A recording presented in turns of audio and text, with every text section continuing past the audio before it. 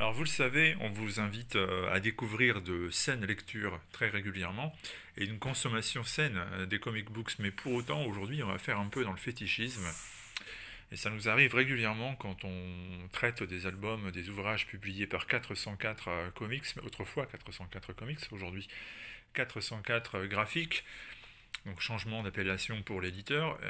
Regardez tout simplement cet ouvrage, regardez la qualité de l'impression de la couverture avec un effet toilé absolument magnifique.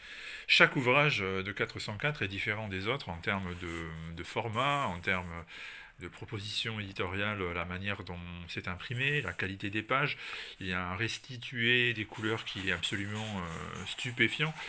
Bref, s'il y a bien une chose qu'il faut souligner, encore une fois, chez 404, c'est la qualité du contenant qui, évidemment, est aussi à mettre en rapport avec la qualité du contenu. Alors aujourd'hui, on vous parle de Arca. Arca, c'est de la science-fiction.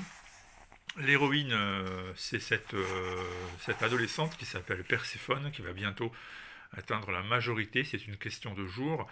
Pour l'instant, elle est donc encore considérée comme une ado mineure et donc elle est au service sur le vaisseau Arca des adultes qui sont en règle générale les ultra riches de la planète, ultra riches qui, devant l'impossibilité de vivre correctement sur Terre désormais condamnés, sont parvenus à mettre au point ce vaisseau spatial à la recherche d'une nouvelle planète habitable, l'Arca, donc référence évidente à l'arche de Noé.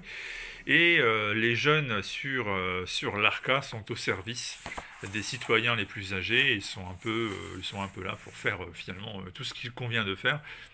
Et pendant ce temps-là, eh bien, les ultra riches en profitent et vivent une vie de pacha dans une société qui est hyper hiérarchisée. Vous avez aussi le service de sécurité, vous avez aussi les techniciens. Donc finalement, c'est une sorte de reproduction de notre modèle hiérarchisé à bord du vaisseau Arca.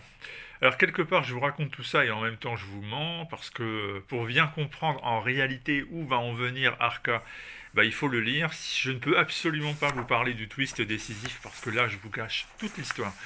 Et il en est hors de question. Donc vous devrez le lire pour découvrir pourquoi ce que je vous ai raconté n'est pas tout à fait vrai non plus.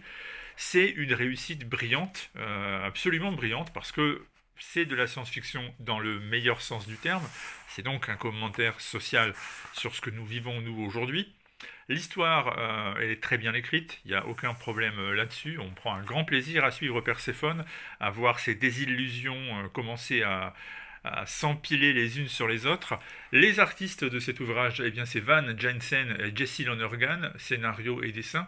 Et c'est une réussite, je le répète, hein, qui est conjointe, aussi bien parce que l'histoire est vraiment bien faite, bien fichue, que par le dessin de Lonergan, qui est un dessin qui, en apparence, a l'air relativement simpliste. On est même beaucoup plus proche hein, d'une BD franco-belge avec des contours plutôt gras. Et en réalité, bah, on est bien dans le meilleur de la science-fiction. Je le répète, c'est vraiment une très très belle découverte qu'on a faite avec cet ouvrage, ce Arca, qui a le mérite, là encore une fois, de vous emmener dans des territoires et vers une conclusion qui est totalement imprévisible au départ.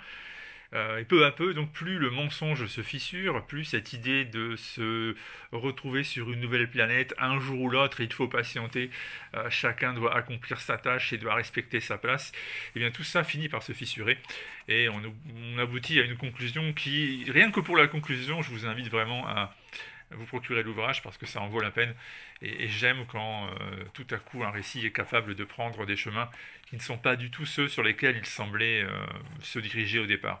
Ça s'appelle donc Arca, c'est disponible chez 404 Graphiques dorénavant, donc modification du nom de l'éditeur, et puis vous le reconnaîtrez très vite en librairie, je vous répète, hein, parce que le produit est magnifique, tout simplement l'album est splendide, rien que ça va vous attirer l'œil dès que vous allez entrer.